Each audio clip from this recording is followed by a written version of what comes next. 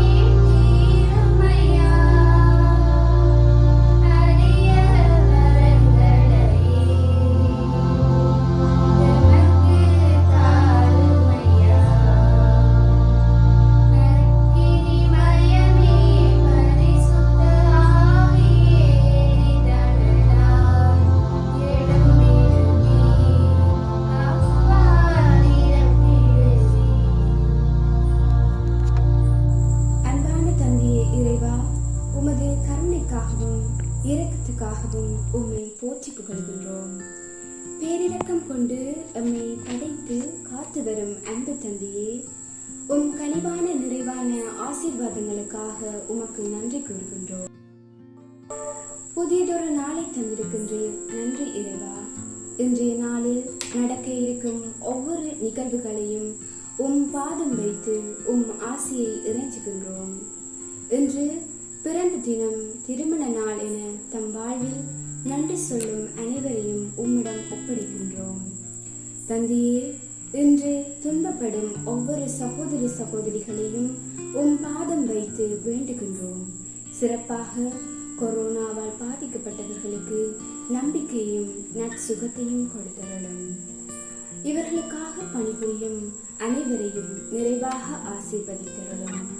இவ்வழிபாட்டை நடாத்துவோர், இவ்வழிபாட்டை காண்போர் அனைவரும் உம் வார்த்தையால் ஈர்க்கப்பட்டு வருகிற ஞாயிறு சிவ வழிபாட்டை ஆழமான விசுவாசத்துடன் மேற்கொள்ள உம் துணையை தாரும். இறைவா, இந்த வாரம் முழுவதும் உம் கருணையும் பராமரிப்பும் எம் கூடவே இருக்க எமக்கு உமது அருளை பொழிந்தருளும். இவற்றையெல்லாம் எங்கள் ஆண்டவராகிய இயேசு கிறிஸ்து வழியாக உம்மை மன்றாடுகின்றோம். ஆமென்.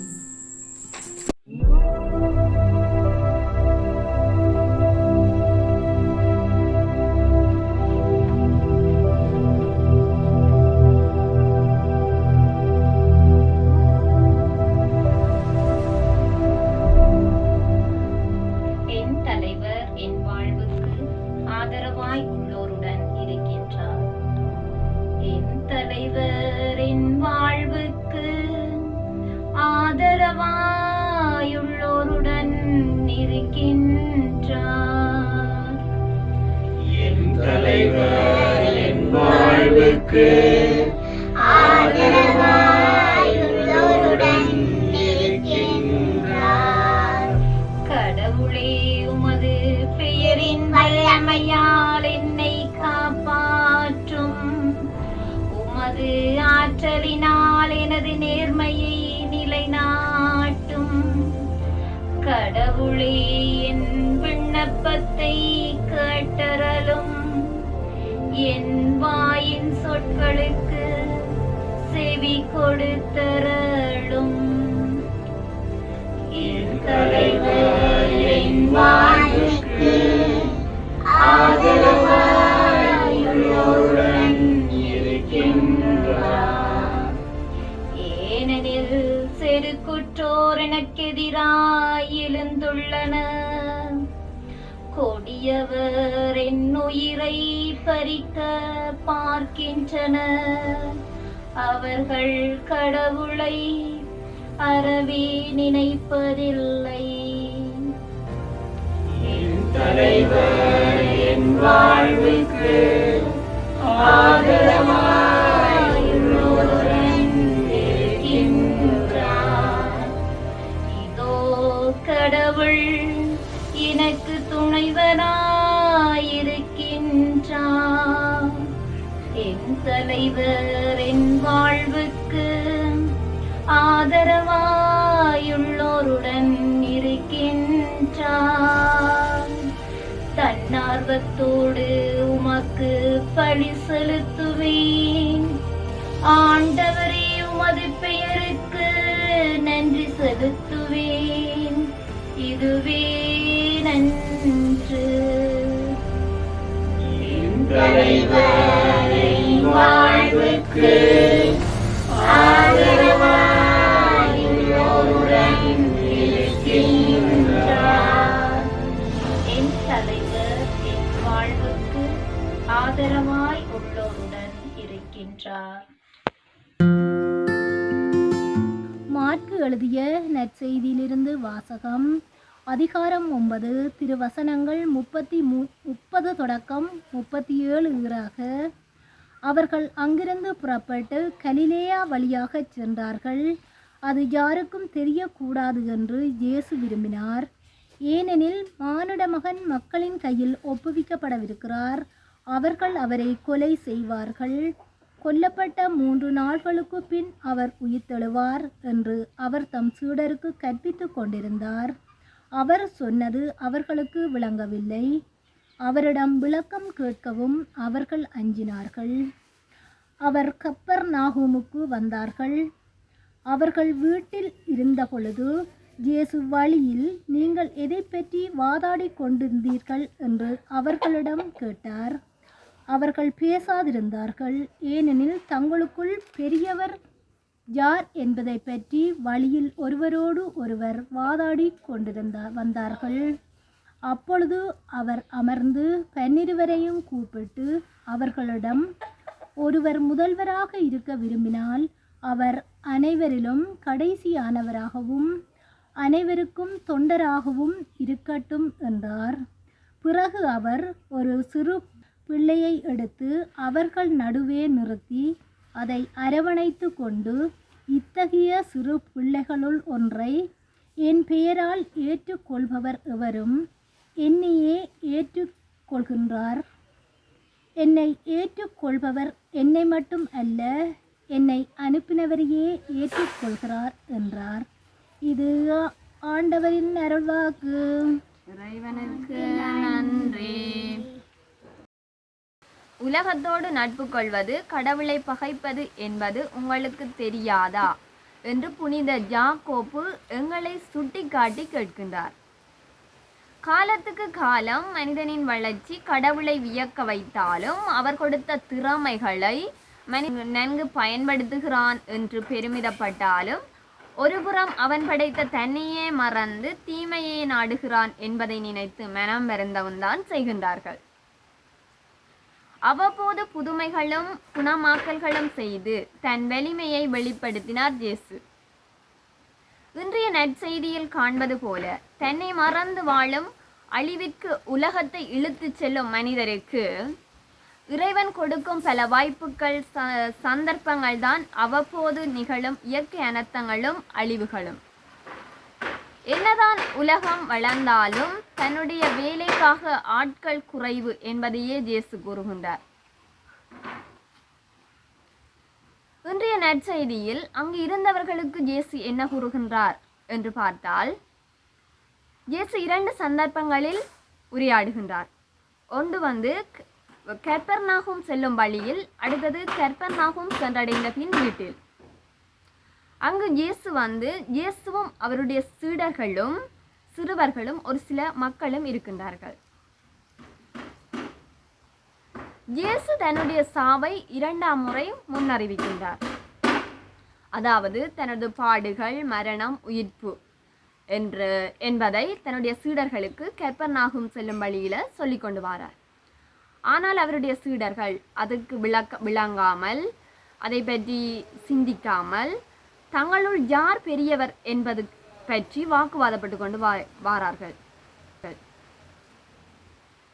பின்னர் இயேசு கெப்பர்நாகும் சென்றடைந்த பின்னர் தன்னுடைய சீடர்களை அழைத்து, வழியில் நீங்கள் எதை பற்றி வாதாடி கொண்டு வந்தீர்கள் என்று கேட்டார். அதற்கு அவருடைய சீடர்கள் எதுவுமே பேசாமல் மௌனமாக இருந்தார்கள்.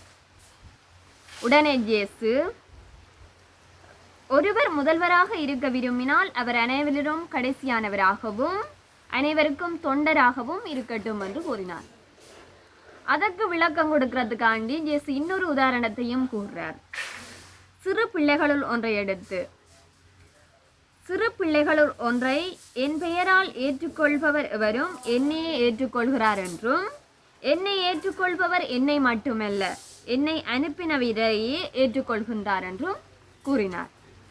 ஆகவே நாம் கடவுளை அன்பு செய்து அவர் பிள்ளையாக வாழ வேண்டும். இன்றைய நற்செய்தியில் இயேசு எனக்கு என்ன கூறுகின்றார் என்று பார்ப்போம். இன்று நான் ஒரு யுவதியாக இருப்பதனால் பல கருத்துக்களை எனக்கு இயேசு கூறுகின்றார். நான் என்ற அகங்காரத்தை விடுத்து நாங்கள் என செயற்பட வேண்டும் என்று கூறுகின்றார். அதாவது இயேசுவின் சீடர்கள் தங்களுள் யார் பெரியவர் என்று வாதாடி கொண்டு வருகின்றார்கள். அதற்கு இயேசு, ஒருவர் முதல்வராக இருக்க விரும்பினால் அவர் அனைவரிலும் கடைசியானவராகவும் அனைவருக்கும் தொண்டராகவும் இருக்கட்டும் என்று கூறுகின்றார். அதே போலதான் இன்று எங்களையும் இயேசு கூறுகின்றார். அடுத்தது, என்னுள் இருக்கும் தீய குணங்களை அகற்ற வேண்டும் எனவும் கூறுகின்றார். அதாவது என்னுள் இருக்கும் தீய குணங்கள் போட்டி, பொறாண்மை, விட்டு கொடுப்பின்மை போன்ற தீய குணங்களை அகற்றச் சொல்லியும் இயேசு எங்களுக்கு கூறுகின்றார். ஆகவே நாங்கள் கடவுளை அன்பு செய்து அவர் பிள்ளைகளாக வாழ இயேசு எங்களை இன்று அழைக்கின்றார். இன்றைய நற்செய்தியில் நமக்கு இயேசு என்ன கூறுகின்றார் என்று பார்ப்போம்.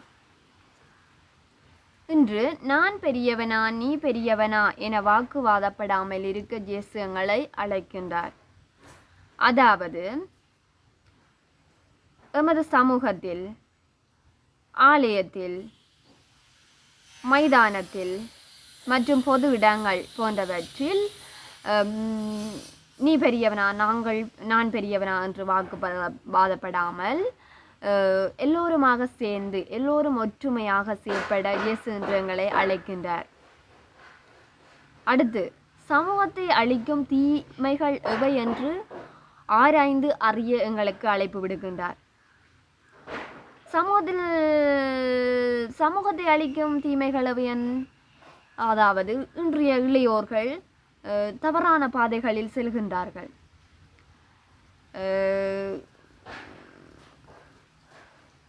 இணையதளங்கள் மற்றும் மது போதைகள் போன்றவற்றுக்கு அடிமையாகி தங்களுடைய வாழ்க்கையை சீரழித்து கொண்டு வருகின்றார்கள். அதை இன்று இயேசு எங்களுக்கு எவ்வாறு அவர்கள் சமூகத்தை அளிக்கின்றார்கள், ஏன் அளிக்கின்றார்கள், எதற்காக அளிக்கின்றார்கள் என்று அவர்களை திருத்துவதற்கு, அவர்களை இயேசுவின் பாதையில் இட்டுச் செல்வதற்கு எங்களை இன்று அழைக்கின்றார். ஆகவே நாம் அனைவரும் சமூகத்தில் நாங்கள் என்று செயற்பட்டு, ஒற்றுமையாக செயற்பட்டு, கடவுளின் பிள்ளைகளாக வாழ இயேசு இன்றை எங்களை அனைவரையும் அழைக்கின்றார். இன்றைய நாளே ஆண்டவரே, நீர் எங்களோடு பயணிக்கின்ற கிருபைக்காக நன்றி. ஒருவரோடு ஒருவர் விலகி இருக்கும் இந்த நேரத்திலே எமது ஒரே நம்பிக்கை நீர் எங்களோடு இருக்கிறீர் என்பது மட்டுமே. ஆண்டவரே, நீர் எங்களை அறிந்தவராக இருக்கின்றீர், எங்களை பெயர் சொல்லி அழைப்பவராக இருக்கின்றீர். எமது தேவைகளை நாம் சொல்லும் முன்பாகவே நிறைவு செய்யக்கூடியவராக இருக்கின்றீர். எம்மை நாள்தோறும் கைப்பிடித்து வழி நடத்துபவராக இருக்கின்றீர். ஆண்டவரே, உமக்கு நன்றி. நீர் மட்டுமே ஆண்டவரே வாழுகின்ற கடவுள். உம்மை எமது ஆயனாக, எமது பாதுகாவலராக, எமது அரசராக, எமது மருத்துவராக, வாழ்வை வழங்கும் தெய்வமாக கொண்டிருக்கும் நாம் பேறு பெற்றிருக்கின்றோம். நன்றி தெய்வமே, நன்றி. மேலும் சாவின் இருள் சூழ் பள்ளத்தாக்கில் நான் நடக்க நேர்ந்தாலும் நீர் என்னோடு இருப்பதால் எத்தீங்கிற்கும் அஞ்சினேன். உம் கோலும் நெடுங்கழியும் என்னை தேற்றும். ஆண்டவரே, உமது வார்த்தை வழியாக நீர் இன்று எங்களோடு பேசி இருக்கின்றீர். நீர் என்னாலும் உயிரோடு சஞ்சரிப்பீர் என்ற நம்பிக்கையை திருத்தூதர்களுக்கு கொடுத்தீர். நீர் வாழ்வின் கடவுள் என்பதை காட்டினீர் தந்தையே, நன்றி. கொரோனா என்னும் பெருந்தொற்றினால் இறந்து போன அனைத்து ஆன்மாக்களையும் உமது முக ஒளியின் பிரகாசத்தில் வழி நடத்தியலும் நித்திய இளைப்பாற்றியை அவர்களுக்கு கொடுத்தரலும். இத்தொற்றினால் இன்றும் பாதிக்கப்பட்டிருக்கின்ற ஒவ்வொருவரையும் தொட்டு ஆசீர்வதித்தல்லும் அவர்களுக்கு பூரண சுகத்தை கொடுத்தல்லும். நல்ல மருத்துவராக இருந்து அவர்களை வலுவூட்டியல்லும் இந்த உலகத்தை அழிவில் இருந்து பாதுகாத்தல்லும். இக்கட்டான சூழ்நிலையிலும் தமது பணியை சிறப்பாக ஆற்றும் சுகாதார பணியாளர்களை ஆசீர்வதித்தல்லும். நீர் விரும்பியதைப் போல அர்ப்பணிப்பின் பணியாளர்களாக மாறியிருக்கும் அவர்களது வாழ்வை சிறப்பித்து உமது பார்வையில் முதன்மையான இடங்களை அவர்களுக்கு பெற்று தந்தல்லும். பசியின் ஆதிக்கத்தில் இருந்தும் பொருளாதார சீர்கேட்டில் இருந்தும் எம்மை பாதுகாத்தரலும். இறைவா, பானையில் உள்ள மாவு தீராது, களையத்தில் உள்ள எண்ணெயும் குறையாது என்று உம்மடியார் எலியா மூலம் கொடுத்த வாக்குறுதியை இன்று நினைவு கூர்ந்தரலும். எம்மை விட எம்மேல் குறையாத அன்பு செலுத்துகின்ற உமது அளவற்ற அன்புக்காக தாழ்பணிந்து நன்றி செலுத்துகிறோம். எல்லா வளங்களோடும் இந்த உலகத்தை படைத்த நீர் உம் மக்களை வறுமையின் கோர பிடியில் இருந்து மீட்டரலும். தந்தையே, எமது ஆட்சி தலைவர்களை எமக்கு தந்தமைக்காக நன்றியோடு உம்மை துதிக்கிறோம். தலைவர்களாக தேர்ந்தெடுக்கப்பட்டிருக்கின்ற அவர்கள் பணி செய்வதற்காக தம்மையே அர்ப்பணித்து தமது மக்களை பாதுகாத்து மக்களின் குறை நிறைகளை அறிந்து செயற்படக்கூடியவர்களாகவும் கனிவுடன் மக்களை வழிநடத்தக்கூடியவர்களாகவும் வாழ வரம் தாரும். அவர்கள் கனிவினை கண்டுகொள்ளவும் பொறுமையை ஆய்ந்தறியவும் வசையும் துன்புறுத்தியும் அவர்களை சோதித்து அறிவோம். இழிவான சாவுக்கு அவர்களை தீர்ப்பிடுவோம் என நேர்மையானவர்களை அழித்தொழிக்க சூழ்ச்சி செய்யும் இவ்வுலகிலே நல்லோரின் வாழ்வை நீர்தாமே பொறுப்பெடுத்துக் கொள்ள வேண்டும். நீர் எவ்வாறு உமது சிலுவை சாவை வென்று உயிர் தெழுந்தீரோ அவ்வாறே நல்லவர்கள் என நீர் அடையாளப்படுத்துவோரின் செயற்பாடுகள் இறுதியில் வெற்றி அடையவும் அவர்கள் நிலையான மகிழ்ச்சியை பெற்றுக் கொள்ளவும் உலகில் நீதி நிலை நாட்டப்படவும் நீர்தாமே ஆண்டவரை துணை செய்து காத்திடும். நாம் அனைவரும் சிறு பிள்ளைகள் போல் தாழ்ச்சியின் மனதோடு கள்ளம் கபடமற்றவர்களாக வாழ செய்தலும் எங்கள் மனதிலிருந்து பொறாமை, துவேஷம், போட்டி, ஏனையோரை மன ரீதியாக துன்புறுத்தி இன்பமடைதல், மற்றவர்களை ஏளனம் செய்தல் போன்ற தீய எண்ணங்களை எம்மிலிருந்து முற்றாகவே அகற்றியருளும். பாடசாலை கல்வியை திறந்திருக்கின்ற மாணவர்கள் தமது நேரத்தை சரியாக பயன்படுத்திக் கொள்ளவும், பயனுள்ள காரியங்களில் தம்மை ஈடுபடுத்திக் கொள்ளவும், சமூக வலைத்தளங்களுக்கு அடிமையாகி தமது வாழ்வை சீரழித்துக் கொள்ளாமல் இருக்கவும், தீய நாட்டங்களில் இருந்து விலகி வாழவும் வேண்டிய தூய ஆவியின் வரங்களை அவர்களுக்கு நிறைவாய் பொழிந்தருளும். பொது பணிகளில் ஈடுபட்டிருக்கின்ற ஒவ்வொரு பெண்களையும் நீ தயவோடு கண்ணோக்கியல்லும். அவர்களுக்கு எதிராக எழும்புகின்ற ஆதிக்க போட்டி, அடிமைப்படுத்த வேண்டும் என்ற சமூக கண்ணோட்டம், பெண் தலைமைத்துவத்தை எதிர்க்கும் மனப்பாங்கு என்பவற்றில் இருந்து பெண்களுக்கு பாதுகாப்பளித்தல்லும். எங்கே எனது பெயரின் பொருட்டு 2 அல்லது 3 ஒன்று கூடியுள்ளனரோ அவர்கள் நடுவே நான் இருப்பேன் என்று சொன்ன ஆண்டவரே, இந்நேரத்தில் சமூக வலைத்தளங்களின் உதவியோடு உம்மை நெருங்கி வந்திருக்கும் எம்மோடு நீர் உறவாடுகின்றீர், எம்மோடு பேசுகின்றீர், எம்மை அரவணைத்துக் கொள்கின்றீர், எம்மை ஸ்பரிசிக்கின்றீர் என்று நாம் நம்புகின்றோம். இந்த நெருக்கமான உறவுக்காக நாம் உமக்கு நன்றி நல்கின்றோம். எந்நேரத்திலும் எந்த சவால்களுக்கு மத்தியிலும் நாம் அனைவரும் ஒருபோதும் உம்மை விட்டு பிரியாதிருந்து உம்மை மாட்சிப்படுத்தி வாழ மன்றாடுகின்றோம். நீர் செய்யும் எல்லா நன்மைகளுக்காகவும் மீண்டுமாக நன்றி ஆண்டவரே. இந்த மன்றாட்டுக்களை எல்லாம் எமது ஆண்டவர் இயேசு கிறிஸ்துவின் வழியாக பெற்றுத் தந்தருளும். ஆமென்.